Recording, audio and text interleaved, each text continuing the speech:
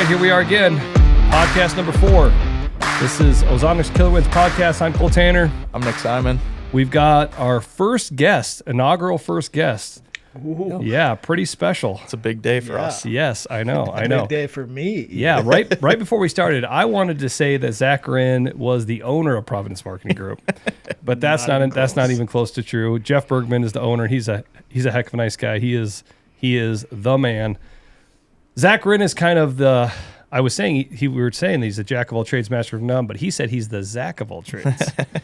Yeah, very, very quick-witted there. That was pretty good. Yeah. But yeah, so Zach does a little bit of everything at Providence Marketing Group from graphic design to videography, photography. He just kind of does really whatever they need done for a whole plethora of clients in the hunting industry, the fishing industry. Oh. Does a lot of different really awesome stuff. Meat snacks. Don't forget about Oh, meat snacks. yeah, meat stacks. Yep. Wenzel Farms Meat Stacks. If you guys are ever at a Quick Star in Iowa or Quick Trip as it is in the north country, you can find a Wenzel Farm meat stick. It's probably that has got Zach Rinn written all over it because he helped design the logo. He helped design the colors. Yeah, I mean, you can get a piece of Zach Rinn artwork, free meat sticks included. Yeah, it's funny because every once in a while when I'm at Quick Star, I'll see Wenzel Farms.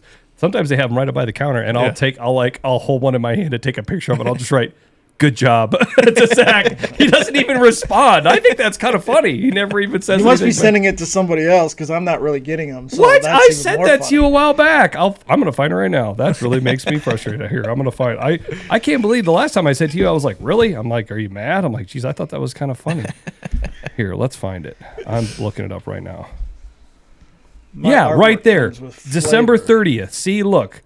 Right. Oh, I was probably busy that Look, day. see? Good job. See? I did it right there. Good job. Oh, yeah. Good job. See? Look, Thanks. I held it up and I wrote, good job. He didn't even write anything back. I was probably hunting. I don't get to hunt till the middle of January like the Iowans. Yeah. I say I can get you some cheese for your wine if you'd like.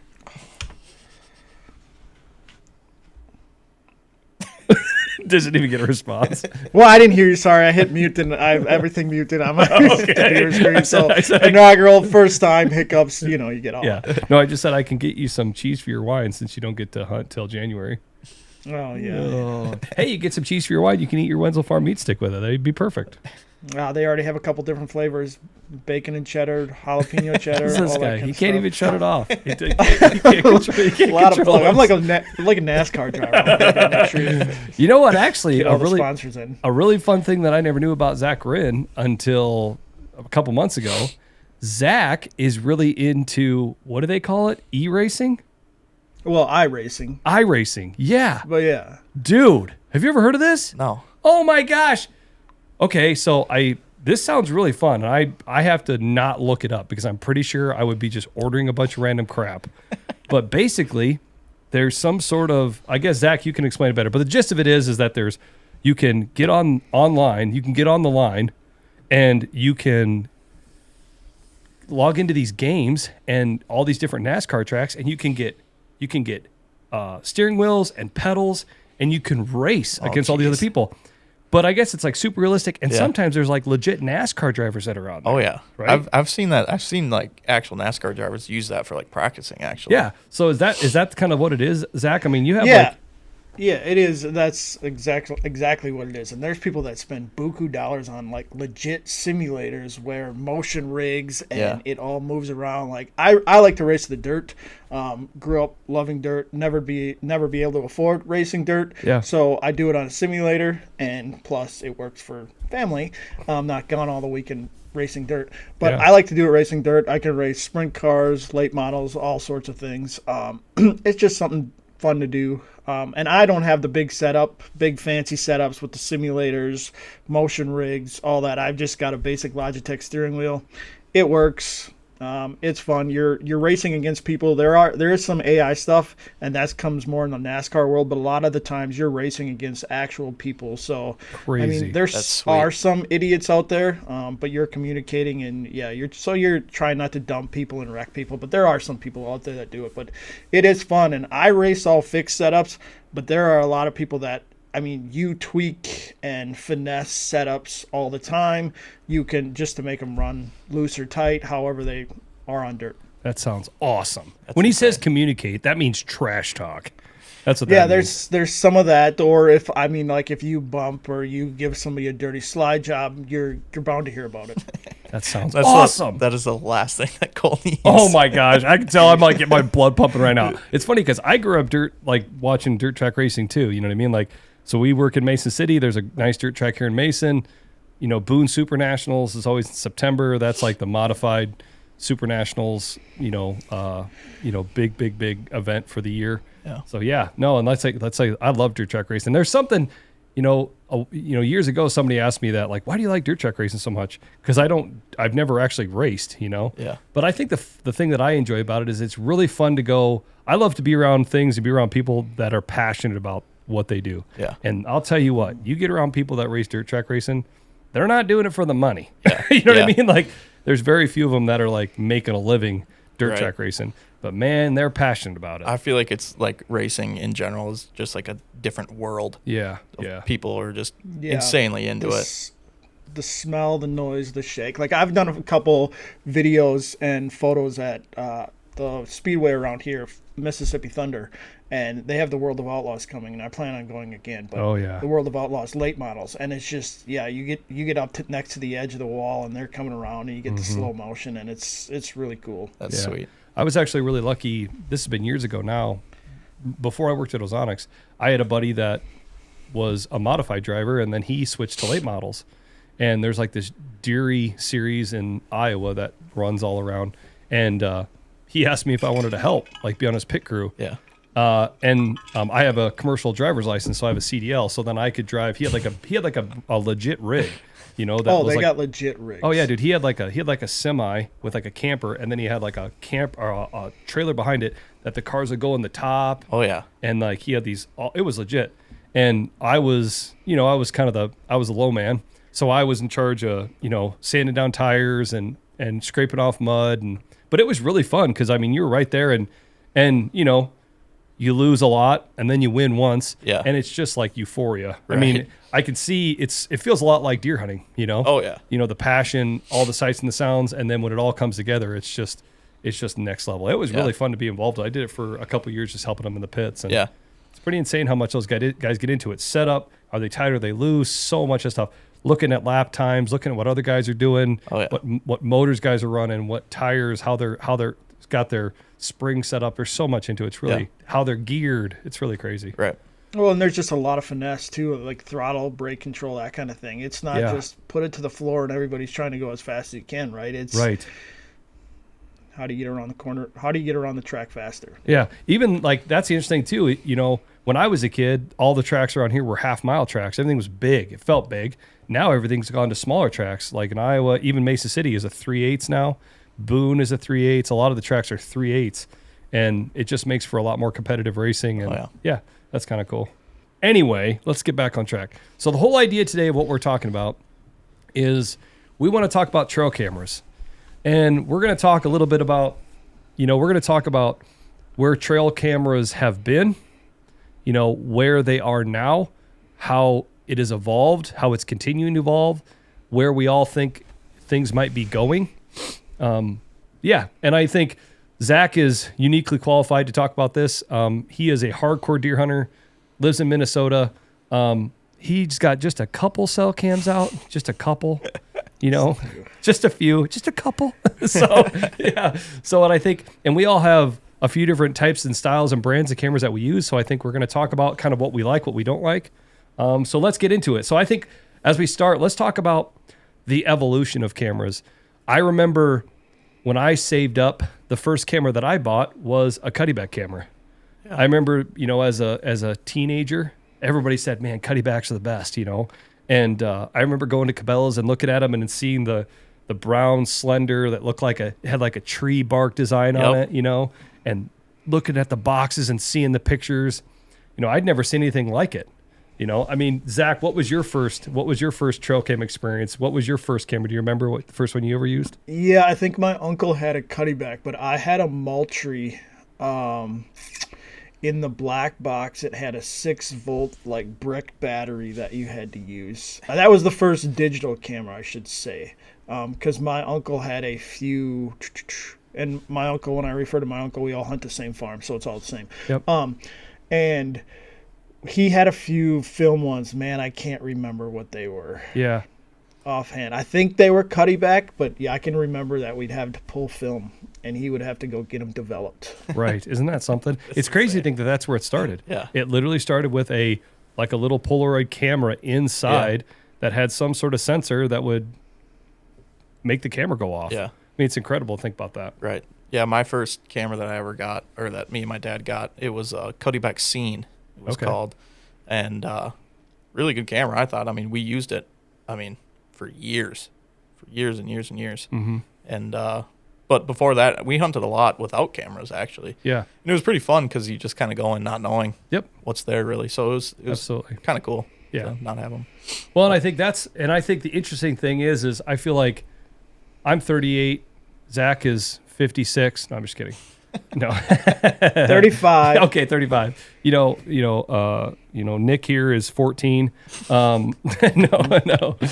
So the interesting thing is for a lot of years, that's what you did is you would put out your cams and you'd make sure you had a big enough SD card is what you thought. Make sure you had fresh batteries in there, and then you had to let them cook. Yeah.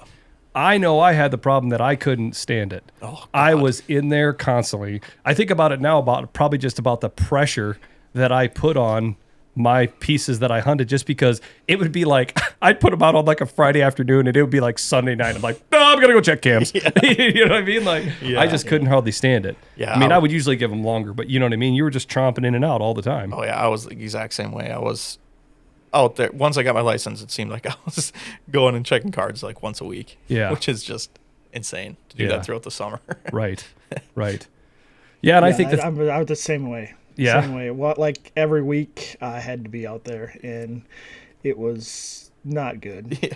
Well, probably for the deer herd and my chances of killing a mature whitetail. Yeah. Well, and what's funny is I think, Zach and I have had this conversation before, and one of the things that he said that really resonated for me was sometimes I think trail cams save more deer's lives than actually kills deer. 100%. Because I think about now how sensitive I am, especially, we work at Ozonics, and I use Ozonics to try to help eliminate my odor, not only when I'm in the stand, but when I'm walking in and out. I think about back in the day when I would walk into my spot, and I would walk maybe not to my spot initially to go check my cams before I got to where I was going to sit for that day. Right. Just putting odor all through the woods just so I could check to see if deer had been walking by. Or I would sit my stand and then I would tromp through after to go check my cams. I mean, I don't know. That was just what I did because I wanted to see. Yeah. And now I think about how much I'm so in tune with how I get in and out of spots and where I'm putting my odor down. Yeah. You know what I mean? It's just crazy how it's kind of changed. Oh, yeah. Yep. And I think the big thing with that too is now we are definitely in the age of the cell camera. Oh, yeah. The crazy thing is I used to be a videographer and I worked in Colorado, and the guy that I work for, he got a camera in one time, and it was a stealth cam. And this was in 2012. And he's like, hey, can you set this up? And he's like, put it right just down from the house. I'm like, oh, okay.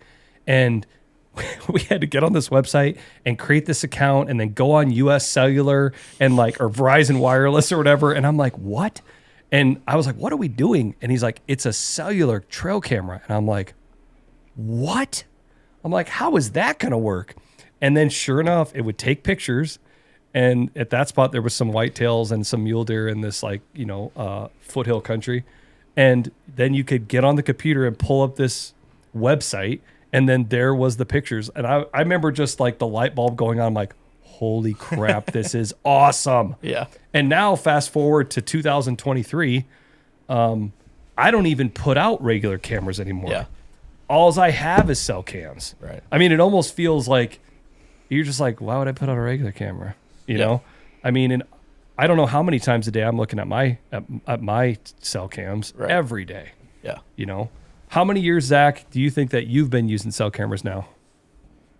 Oh, cell cameras. Cell cameras, probably 4 years. 4 years? 3 or 4 years. Yeah.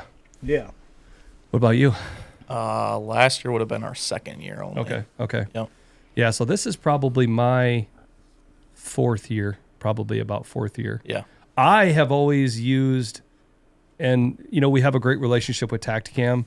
The guys there are awesome people, and so I've just, I had an opportunity to get a hold of some of the original like Tacticam reveals. So I've got 7 Tacticam reveals out right now. Yeah. Day to day, all year round, which is maybe right sad. now. It's May. Hey, now hold on a second. There's a reason for that, and we were going to get to this later, but I'll just tell you right now. I'm a dork, and I heard somebody tell me this years ago that they did this, and I was like, really? And he's like, man, I'm telling you, I've started to use my cell cams for turkey season. I'm telling you what, I use cell cams to scout turkeys, and the one thing you can count on with turkeys is you can't count on anything. Yeah. But we've counted on it a couple times where. I have a couple spots that turkeys just seem to move in there later when the hens start to get ready to lay, and when the toms move in there, you go in and you can really hit them. I did that last week with Jet. Yeah. We had a tom that finally worked in there one afternoon. The next morning it was there. The next evening it was there. We went there the next morning, and we got an opportunity. So I use my cell cams in the spring for turkey hunting, and it's super fun. Yeah. But I know that maybe sounds crazy, but here's the thing: if I'm crazy for using them during turkey season, Zach, I feel like I don't have enough. Crazy, I don't have enough cameras compared to Zach. I only get to turkey hunt for a week. Oh, so I don't get to turkey hunt all spring long like you guys do. I got to pick 5 days or 7 days that are going to be good and take a chance. And that's the way your archery season is too. You can't hunt longer with a bow tag. That's just the way it is. No, archery you can do the whole season. See, then don't complain, because if you got, I like to reap them. Yeah, so. See, he likes to reap them. If you would get a bow tag, you could do just what I'm doing. Yeah, exactly. I could probably do that, but I can only kill one. Yeah. The bow hunting, you don't kill them all the time. It's a lot of nature watching. Yeah, but no. So get back to that. So I have 7 cams out. Zach takes it to a whole nother level. How many? Well, I don't take it to a whole nother level. I take it to a next tier because there's people that have a lot more. No, you're 100% right. You're 100% right. I agree with you. I have, I think currently, not currently, but 17 cameras in the fall I run. And I run all cutty-back cameras on my grandparents' property of 300 plus acres. And so if a squirrel runs by, he's on camera. Oh, I got it. He's got a name. Yeah. He's got a name. Yeah. And then I run 2 plot watchers. Okay. The old school plot watcher time lapse. I just like those. I put them on over bean fields or food plots. Just see where deer are coming, see what they're doing. So, yes, I was that guy that went out and checked them every week because I just like to see them. Sometimes I like to see the pictures more than actually hunting the deer. Yeah. Right? It's just getting their tendencies, trying to figure that out. So, yeah, I've been running cutty back for 3 years. 4 years, something like that. But I have 17 out. I'm in, like I said, in bluffland country, so there's areas where I don't have service, and I can put those cameras down and get images from no service areas because of the daisy chain that they have. Yep. No, and that is the awesome thing about that cutty-back system, and that's where there's an inherent disadvantage with what I do because there's just some places where you get in deep, dark spots and you don't have service. Right. I've been pretty fortunate that I can usually get service. Yeah. But that is the awesome thing. Like in the bluff country that he's in, like you get over a bluff and there's just nothing. Yeah. But he can daisy chain. What is it? How many can you daisy together? 3 or 4?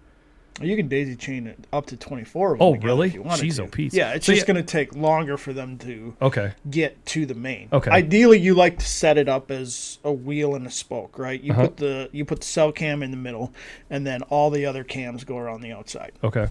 All the other remotes, they call them. Okay. But like the 2 that I have down in a bluff, and I don't get any service there, is it goes 1, and then I have it to the middle of the bluff, and then I have a camera right on the top. We have a tree stand area scrape essentially it goes there, and then that sends them all to the home. Yep.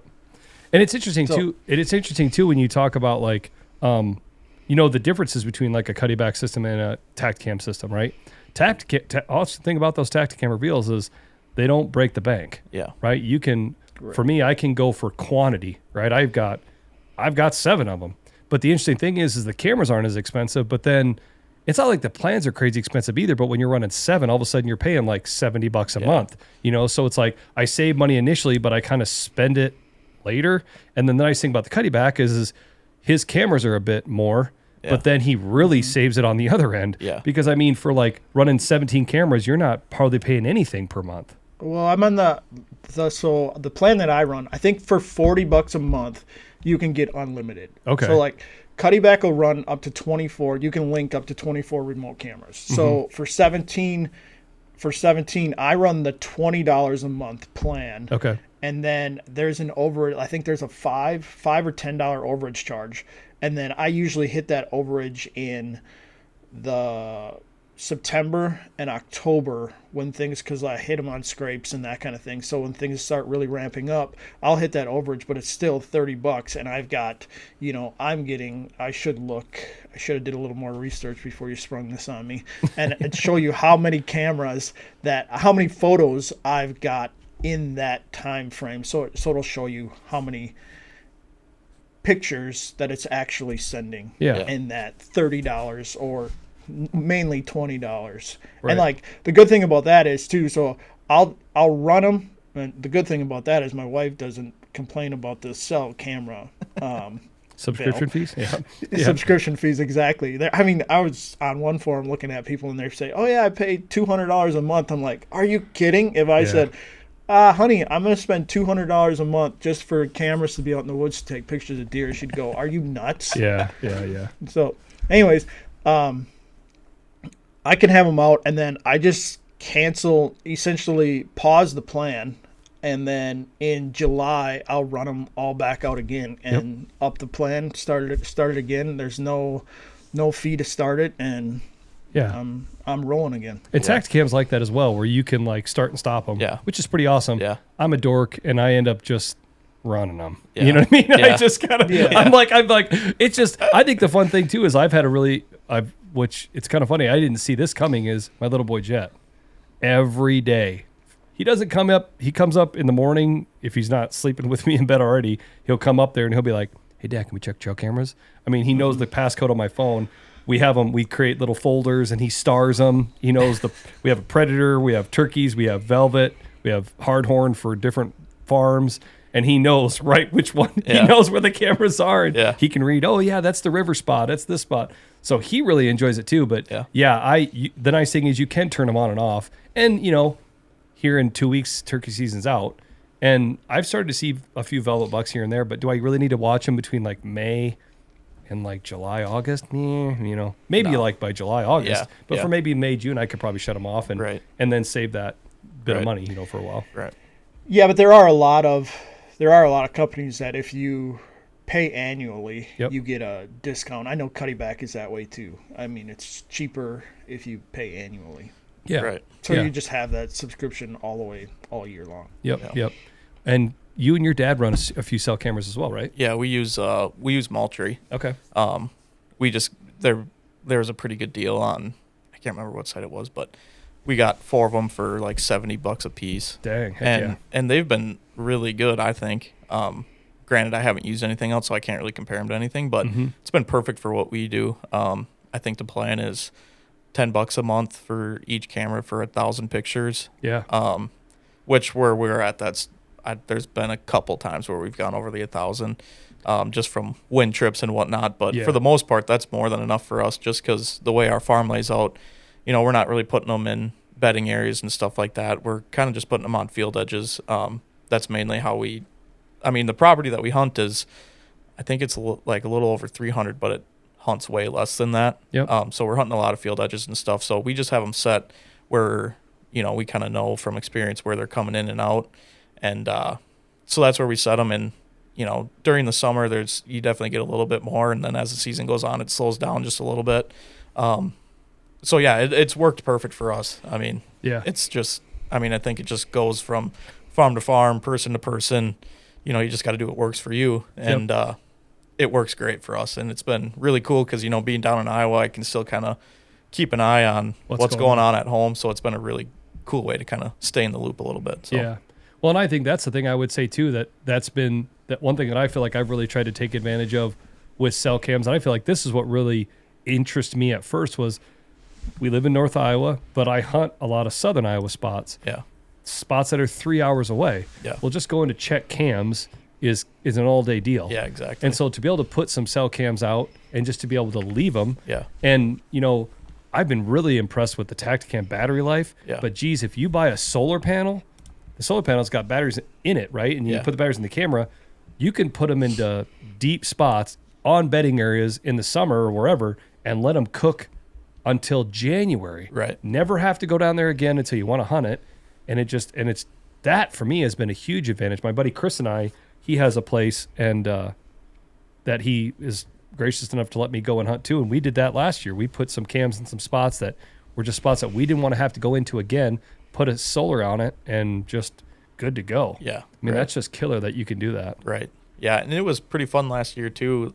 You know, I was just saying that we kind of, you know, we just keep them on the field edges where we think they are. Well, we had a buck show up that was, on the one camera, he was kind of doing the same thing every single day. Mm-hmm. And, so I called Dad. I'm like, hey, let's try and figure out where this deer is. Let's maybe go up, move some cameras around, and see if we can figure more out.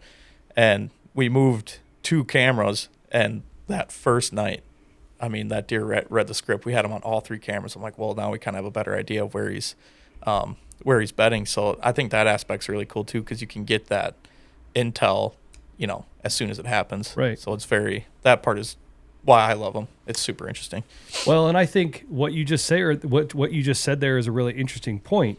I think, and I'll tell you what, I should have done more research on why, but some states have started to not allow you to use cell cameras. Yeah. Well, I mean, you had it pulled up on your phone earlier. I mean, no, it's Utah, Arizona, Montana. I think Montana was during the hunting season. And you can't. Yeah, you can't during the hunting season. And then Kansas just banned them for public land. Okay. But you still can on private. But the interesting thing, and I think the discussion right now within a lot of legislatures in different states and a lot of, you know, conservation groups is, you know, is it too much an advantage, right? To your point, I mean, I've heard stories where guys are sitting in a barber shop and they're getting their hair cut and their phone goes off and they're like, there's the 190 that I've been after. He just came into my farm.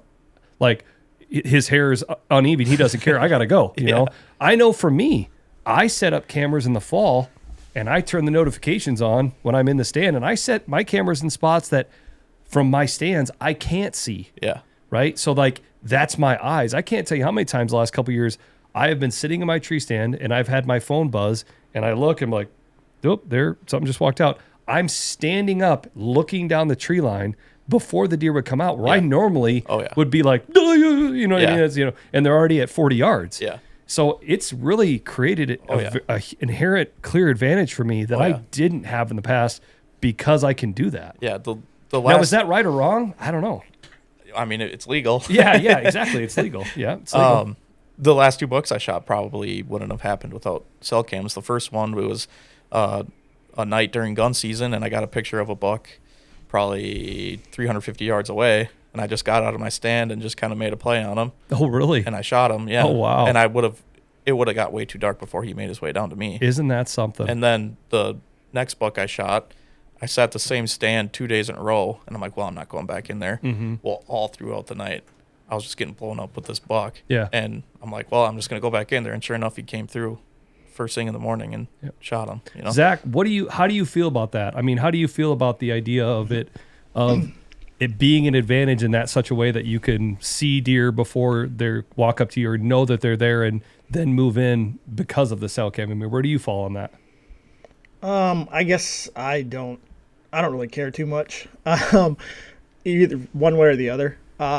Let's be honest, they're kicking my butt all season long anyway. So the little advantage that I have, I'm going to take it. Yeah. Right. Because people will say, well, yeah, you could just, and Nick's instance, that's not going to happen all the time where you're going to get down and you're going to make a play because you still have to get down.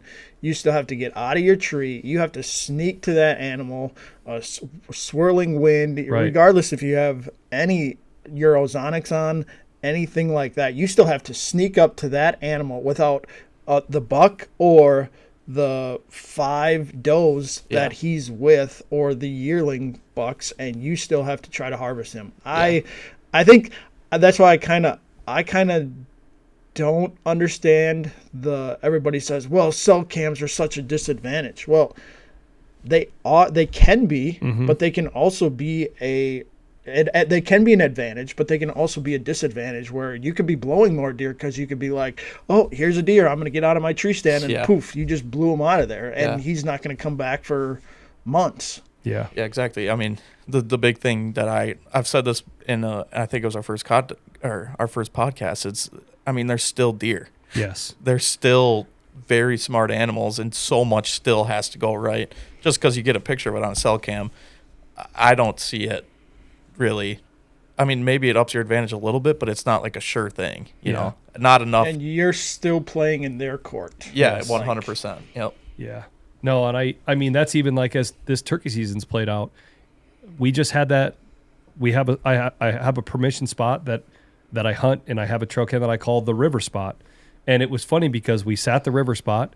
The next day and the day after that, all these does are right in front of the camera walking back and forth where we had marched across the field. It's incredible. Yeah. I'm like, we literally walked single file across that field, walked right to the edge, set up the ground blind, walked out, set the decoys, then tore it all down, walked right back. Yeah. And those deer walked across that field and found where we walked across and walked right over there. And for the next couple days, they were like, who was in here? Yeah. That's incredible. Yeah. I mean, that's just insane. Right. Yeah. No. So my next question I would say is where do you think trail cams are going? Where do you think will be the next like evolution of cell cams, or what do you think will be the next big thing? I'll answer that question first. I think what's going to be the next big thing, what I think would be pretty cool, and I've seen this in like security systems. There was a guy at a consumer show years ago. It was called an Arlo security system. They had to be connected to Wi-Fi, and maybe there's cams that do this now, but he was like, "Hey, check this out." He could get Wi-Fi signal near his house. He lived out in a tract of timber. He could go live with his cell cam, with his security camera, and it had a microphone. So he's like, watch this. There's all these deer on a feeder that he just had in his backyard. He's like, watch this. He's like, hey, another whoop. They looked up. They're looking around. I'm like, what? He's like, oh, yeah. And he's like, heck, I have them. He's like, I can just get signal. And then he bought like a booster for his Wi-Fi. And he's like, I can just get signal down at this one field entrance. And he goes, and I have a cam set up on this tree. And he goes, I have trespassers pull up. And he goes, now I give him a piece of my mind. And he's like, and I'll get on there and I'll start yelling at people. And they're looking around like, what the heck? and he's like, I got it lined up so when they pull in, I can get a license plate. So he goes, I try to get their license plate. I read their license plate back to them as they're like messing around, and usually they'll drive away. But, and I'm like, that's crazy. I think that would be pretty insane, to have that kind of interactiveness. Oh, yeah. Maybe that's out there. I'm not sure. But yeah, I think that'd be kind of crazy. Yeah, I would say that's where I think it's probably going. That might be a little extreme. Like I said, you toe the line one way or the other. But that's the same thing. Even if you're watching them live feeding in a field, you still have to get to them. Exactly. Exactly. I just think the biggest thing, though, with that is I think getting the data across. Not everybody is hunting on a property where they can get a Wi-Fi out there, Wi-Fi feed out there. Yep. So, yeah, I mean, I think the biggest thing would be how do you make them obviously cheaper. Everybody wants cheaper, but more battery type efficient. And that's what I will say. And you mentioned it too, Cole.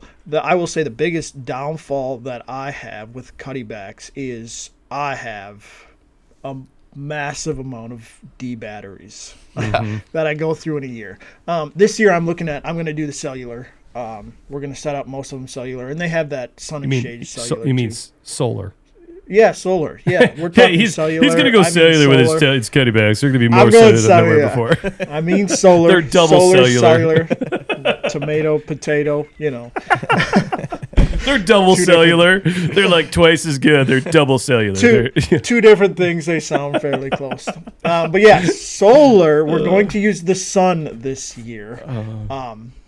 So I don't have to invest in a battery company. yeah. There's like a small mine somewhere in like Africa that's just like, there's this guy Zach Rinn in Minnesota. Yeah, I mean, we even found it because on the Facebook group, basically on Facebook just for some of the groups, and the one guy's like, here's where you can get them in bulk, and sure enough, I ordered like 105D Rayovac batteries. From guy. Yeah.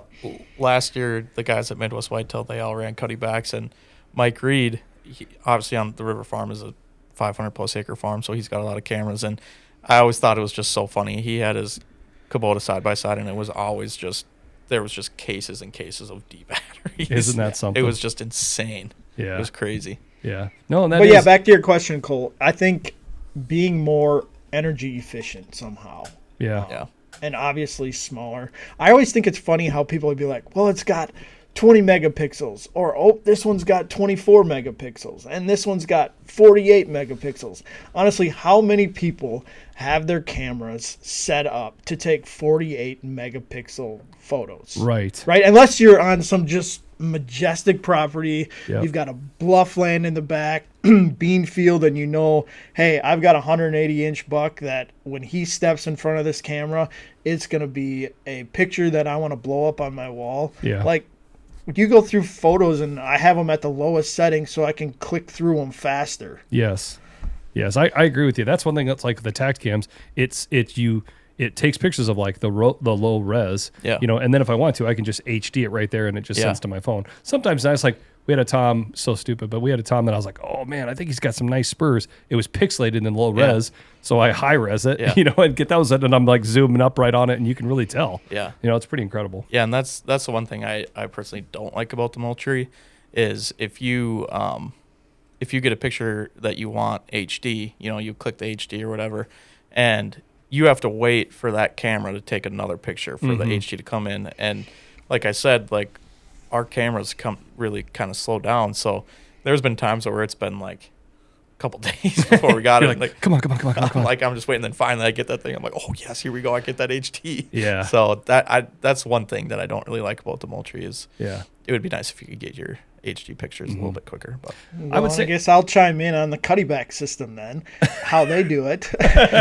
We've all got 3 separate systems here, right? Oh, yeah, that's kind of funny.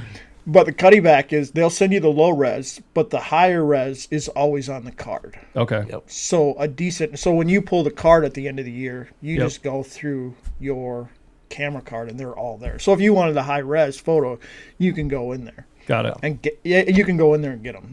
They don't send it to you. Yeah. Okay. Got it. Yeah, and I think the other thing that I would say that I think is really awesome, you hear people talk about the evolution of hunting. Right. And like I said, I'm 38. I've been hunting since I was like 10, 11, 12 years old. It's interesting to think about how things have changed, even since Fred Bear, right? Those like from like in the 50s and 60s, 70s. There's been a few things in the hunting world that have just completely changed the game, right? Compound bows. That just changed the game. Yeah. I mean, right? I mean, geez. Camouflage, real tree camouflage, that was like felt like a huge step, right? Yeah. Tree stands. All of a sudden, the company started building tree stands. That was a huge shift. Ground blinds. Well, even before ground blinds, carbon arrows. Yeah. All of a sudden, carbon arrows became the thing, and there was a lot of pushback during that. Heck, when carbon arrows first hit the market, there was all this stuff that people are saying that the carbon could break off and splinter in the animal and you could get like poison from it and all this crazy stuff, right? Carbon arrows was a huge shift. Mechanical broadheads. Yeah. Ground blinds. Man, I would put ozonics in that category. Yeah. And trail cameras was a big deal. And now cell trail cameras have just been a huge thing. I feel like it's just crazy to think about when you think back on where there's been just these paradigm shifting changes that have just swept across everyone. I feel like you would put cell cams in there. I mean, I don't know hardly anybody that doesn't have a cell cam. Yeah. Right? Everybody's got a cell cam. Yeah, definitely. It's kind of crazy. Yeah. Yeah, that is one thing that's like I can set my Tacticam reveals like I can set it on 3 burst, but it only sends 1.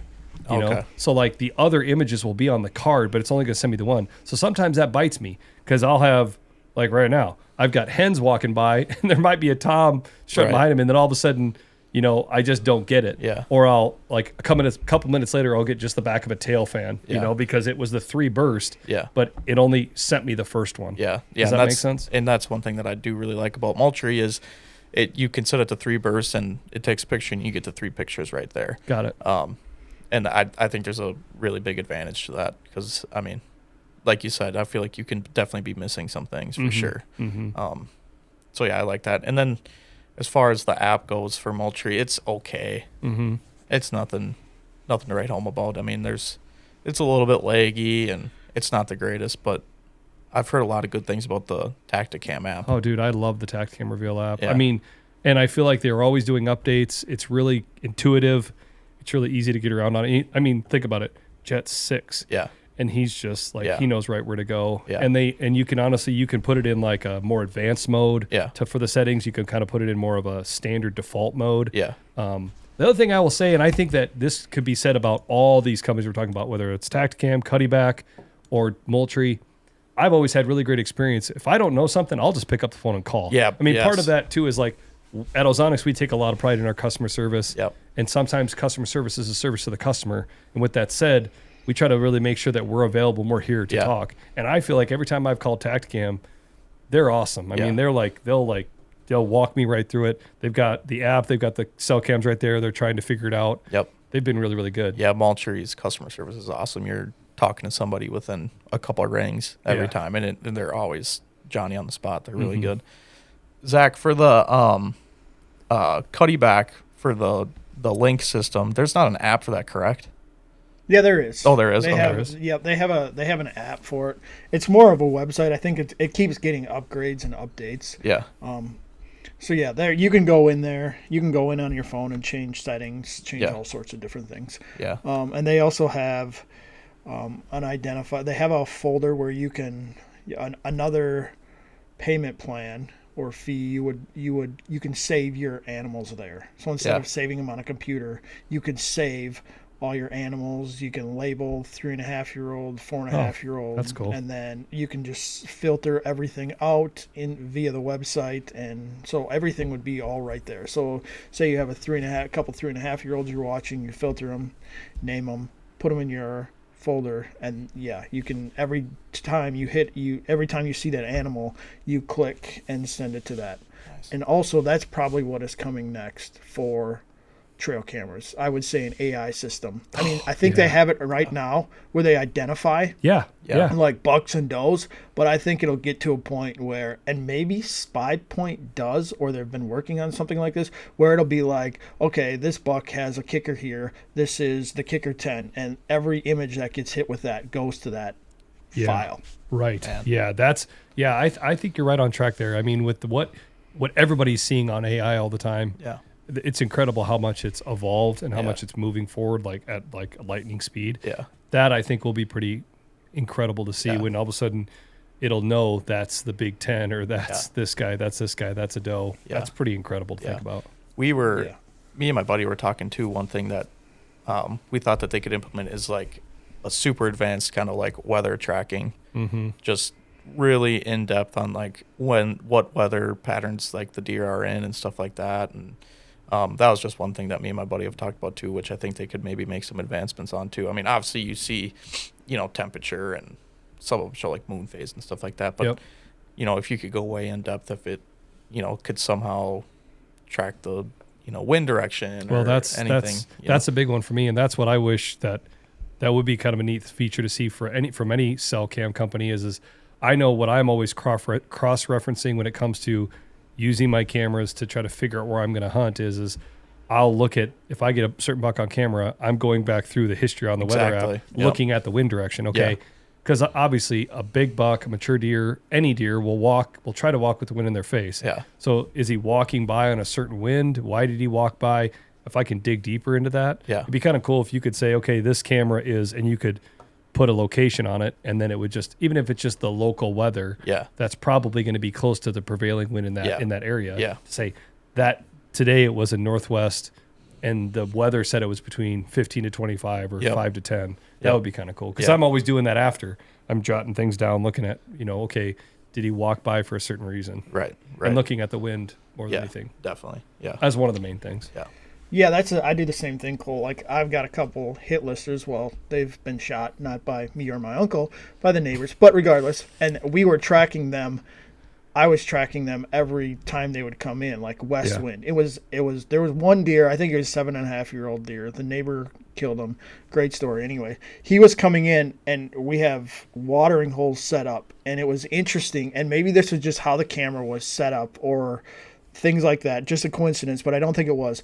Every time he would come in, he would have his nose to the watering hole. Got it. And the wind, right? If the wind was blowing off the field, he was coming this way. Mm-hmm. If the wind was blowing up the bluff, he was coming to the water this way. Now, maybe he was just circling it, and that's the only way we were getting the pictures of him on it, but it was just, there were just a lot of different instances where he was coming the opposite way with the wind in his face. And I just thought, well, yeah, we know that, but then to see that, and like you were saying, Nick, like to be able to say, okay, here's a west wind, tomorrow's a west wind filter, and it goes, and here's all the pictures you have with a west wind, and be like, okay, he comes up on here. Here's a south wind, and it filters everything on the south wind. So I kind of do that with and just write it down. Mm-hmm. But yeah, as an app, that would be pretty cool. killer. Yeah. So the other thing I would ask is your favorite trail cam pick you've ever gotten. Do you have a favorite pick? I know I have 2 favorite pictures. Well, I have 3 favorite pictures. I can start while you guys think. In no particular order. Well, I guess I'll say this is probably number 1. Last summer or the summer before this, 2 summers ago, Jet he gets done with turkey season, and he's just like, it's a little bit of a letdown because he wants to keep hunting. So that was kind of part of the reason I've kept my cell cams out too, because we'll just, we'll set him in new spots, and, we go to Quick Star, and he fills his backpack with candy and just eats most of it in the truck. But we march out there and move a cam. But we walked past a camera that we weren't going to do anything with. We moved this one. We came back, and something happened that he wanted to stop, and I think he tripped or something. And I have a picture with him and I'm knelt down beside him, and we're just kind of talking. And I didn't even think about it. I literally didn't even think that the trail cam was there. And we got back that night, and I was looking through, and there was a picture with me and him kind of leaned down. Yeah. And it just looked like perfect. Yeah. I was just like, and I have that photo on my phone. Yeah. I look at it a lot. Yeah. That's a really important picture for me. Had a neat deal last year where I had a doe that walked in. I had some antlerless tags. Shot the doe. She turned, ran back this way, ran back by the camera, and you can see the arrow hanging out the other side. Yeah. That was pretty neat. And then a couple of years ago, I got a picture of a red-tailed hawk in the summer on a bean field. There was some turkeys out there, and when a turkey feels threatened from above, they'll splay out their tail, because a bird that's coming down on them might see that tail and think that's their body and jump on the tail instead. Yeah. So they'll do that when they're like afraid or they're like either danger. And I had these like 4 or 5 turkeys with their tails all splayed out, and this red-tailed hawk coming down on top of them. Yeah. It just snapped it just at the right time. It like told the whole story. Oh yeah. So that was pretty cool too. Yeah. Those are probably my 3 favorite that I can think of. Yeah. Mine is probably the last buck I shot with a bow.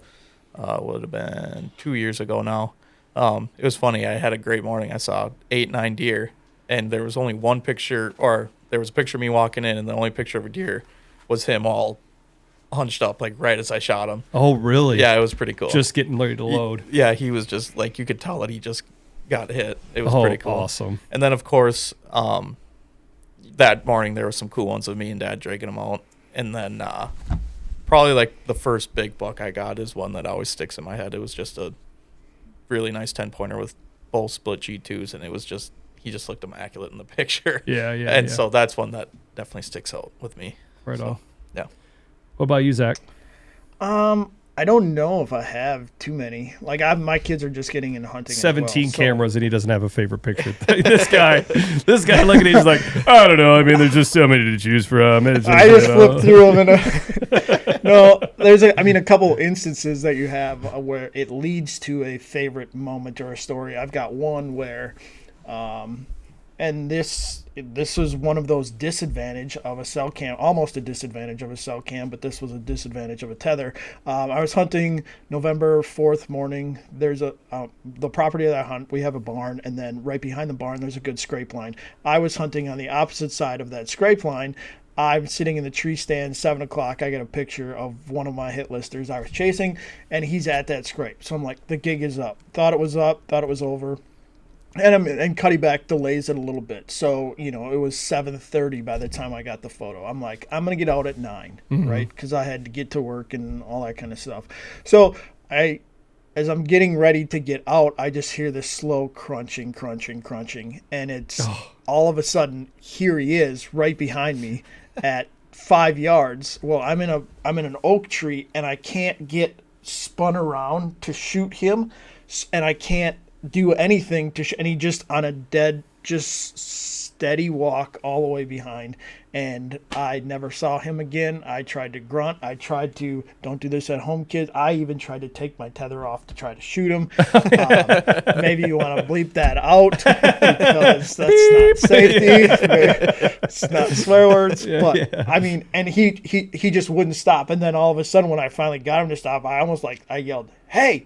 And he stopped, and of course, he's in the brush. And then I never saw him again, and I think the next weekend, the neighbor shot him with a shotgun or hit him, and I think that picture is the last picture of that deer that I have on the farm. Isn't that I something? even put a thing out on my Facebook, has anybody seen this deer? Because I'm curious where he is. Yeah. Isn't that something? So getting out would have been, I thought he was on the other side, because that was the deer I was specifically hunting for in that stand, and I'm like, well, he's on the other side of the farm, so I'm gonna get out. And sure enough, he walks by. So in timing, he was probably standing at that scrape when I was 60 yards away from him, walking out of the barn to go walk to the tree stand. Crazy. That is unreal. Dude, I had a funny story. This is years and years ago. This is before cell cameras. This is regular cameras back in the day. I had a spot that I hunted, and I was sitting in a real big cottonwood tree, and there was a really, really good scrape, just like right here, okay? So I could just kind of sneak over to the scrape, pull the card quick, get back up at my stand, and I have one of those little deals, card readers that you could like put in your phone and flip through the pictures. So I do that. I get in the stand. I get all set up, ready to rock and roll. I'm flipping through the pictures. And this is in like 2010, 2011. And I got a picture of the biggest deer that I've ever had on camera. I only know that because the deer got killed during shotgun season. And it went like 190 something, right? Just a monster. And anyway, I had like a double main beam, and he was really cool. So I'm sitting in this cottonwood tree, like just losing my mind, and there's this big thicket out in front of me, and I'm like, oh my gosh, he's in there right now, and I'm freaking out. And it was a morning set, so I snuck over to the camera, pulled the card, got up. He was on the camera the night before, so I'm like, he's like in there, and I sit the morning, and I'm like, okay, I gotta go. So I march back out. I have to walk through the woods, and then there's this little gravel road, and I had to kind of walk down the gravel road. So I'm like double stepping it down the gravel road because I'm freaking out. I'm like, can't wait to get out and like call my buddies and tell them, oh my gosh. As I get out to the road, this DNR officer, of all things, this guy pulls up beside me as I'm walking out. And I'm just like a mess, And he pulls up, he's like, hey, how you doing? Good, how you doing? I'm like trying to hold it together. He's like, small talk. Hey, can I see your license and stuff? Oh, yeah, sure. Take my backpack off, get out my stuff, showing him everything. And it was all fine. So he's like, so you bow hunting? Yep. Seen any big ones? I'm like, no. I'm like, if you could just never seeing any big ones. After I just got a picture of the biggest deer of my entire life, he literally is like, do you see any big ones? I'm like, no, not out here. Nothing but does. You know what I mean? I'm like, golly. I'm like, of all things, my look on my face, I mean, he could probably just tell. And he drove away, and I'm just like double stepping it, But yeah, that was the funniest thing. But it's kind of neat. That is the fun thing about the trail cameras, whether it's just the regular cameras or cell cameras, is just like we talk about that. What I love about deer hunting in Iowa is you walk away from the truck, you never know when you're going to see a giant. And you just never know when you're going to open the app or pull a card and you're just going to just fall over. Like, holy crap, what am I looking at right now? Right. And I think, Zach, you really enjoy, and I think we all do, watching those deer grow over the summer too. Watching and see what they turn into and getting to get those velvet pictures, and then all of a sudden watching them turn hard-horned, and then trying to put the puzzle pieces back together when they turn hard-horned and they kind of turn inside out. Right. That is what's really fun about the cams. Yeah. Yeah, and I like seeing deer in their habitat and seeing them do their things, and then like trying to play a game of chess with them and it's like a game of Clue, right? They leave all these clues, and you hit this scrape at this time. Can you master that? Master all the things leading up to that to execute that shot and harvest the animal. Yep, absolutely. So far, I've been getting my butt kicked. Yeah. And I think the thing I'll say, and we talked about this earlier, the thing I would say too is you talk about running 17 cell cams. We hunted with BBD Outfitters last fall. 17 is a drop in the bucket. Those guys were running well over 100 cell cams. Jeez. And you think about what cell cams have done for outfitters, when they've got all these clients that are in there for 4, 5, 6, 7 days and they're trying to get it done, and they can pull up all these cell cams and be able to look through and be like, okay, this buck just moved in here. He daylighted here. He was there just after you walked back out. It's incredible how powerful of a tool I think that has become for outfitters. Yep. And I remember when I talked to those guys last year, I thought that they said that they were going to try to be up over 200 cell cams this year, which is just insane to think about.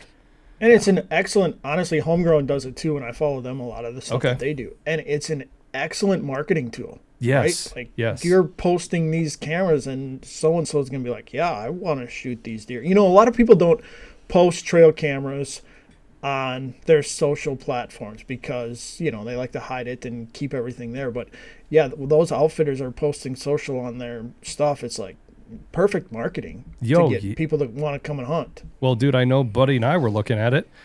Chris Davidson last year, same thing. He was watching they post their pictures, and we were all watching those cameras or watching what they posted. Even the buck that Chris shot was a 176-inch deer, and they sent him a whole pile of almost like a library of, hey, these are the pics we have of him. And there were just some unbelievably beautiful pictures. Yeah.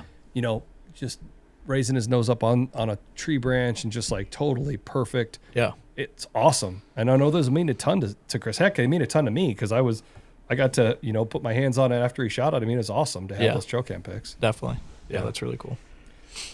All right. Well, I think that's all we need to do. That's awesome. We covered a lot of stuff, from dirt track racing to trail cams to all sorts of stuff. Probably some stuff we have to delete because it's inappropriate. Like taking your tether off to try to shoot a deer. Yeah. For all the kids watching, don't ever never get unhooked. Just stay up. Disclaimer, I was in a tree. The tree stand has been in there for years. Checked. The straps have been checked. It's a fairly safe tree. All right. Well, hey, Zach, thanks a ton for being on the podcast. I really appreciate it, man. Like I said, thanks for watching, everybody. It's the Ozonics Killerwinds podcast. I'm Cole Tanner. I'm Nick Simon. Thanks, Zach, for being on. Good luck out there, guys. Absolutely. Thanks, guys. Thanks, dude. Appreciate it.